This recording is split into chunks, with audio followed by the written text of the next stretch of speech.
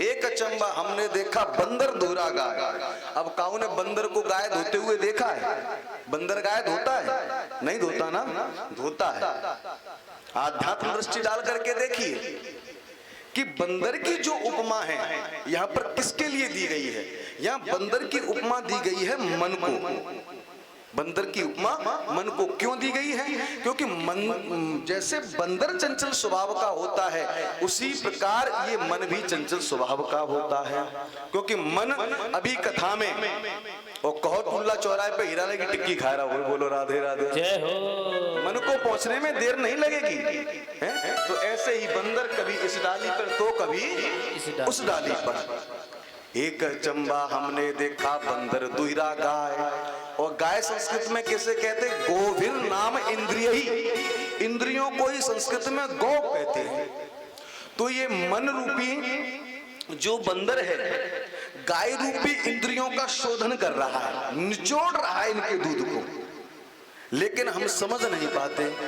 बंदर दूरा गाय, और दूध तो सब पी जावे, सब कुछ निकाल करके पी जाता है। अंत में क्या बचता है? केवल शरीर।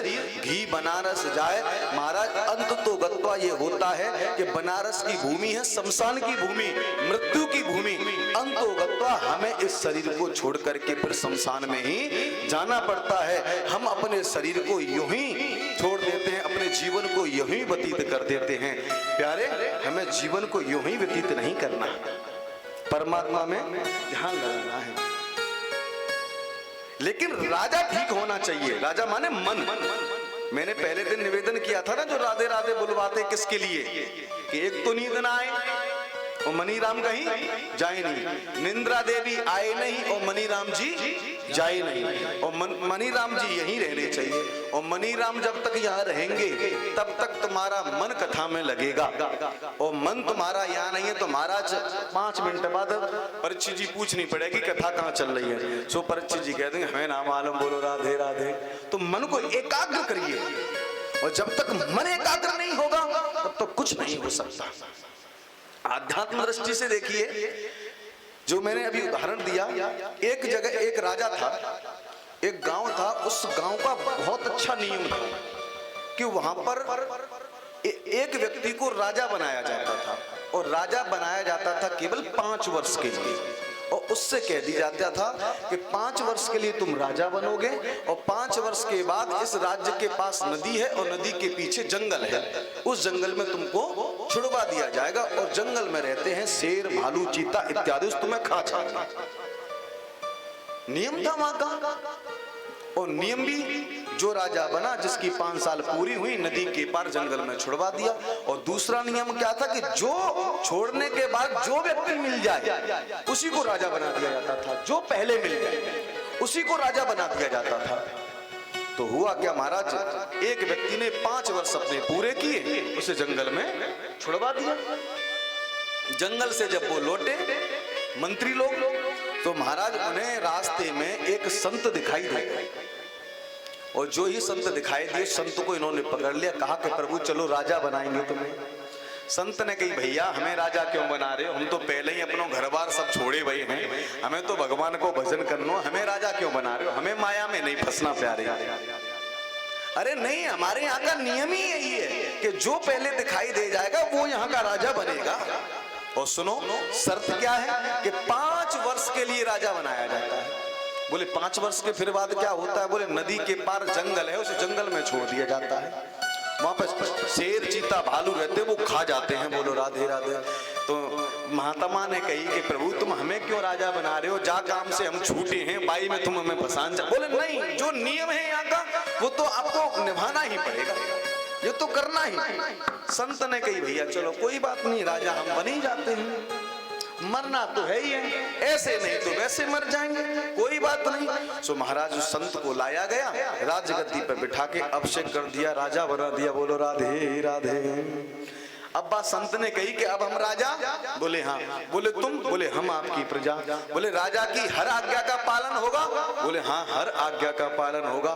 बोले तो जाओ नदी के पार जो जंगल है जिसमें पेड़ जो वृक्ष इत्यादि वगैरह लगे हुए हैं उन सभी पेड़ों को कटवा दो और जो भालू चीते वगैरह हैं उन सबको या तो मार के ऊपर भेज दो या फिर अंदर करवा दो, चिड़ियाघर में भेज दो, बिल्कुल साफ सुथरा करवा दो। राजा की बात मानी, सब कुछ ठीक हो गया।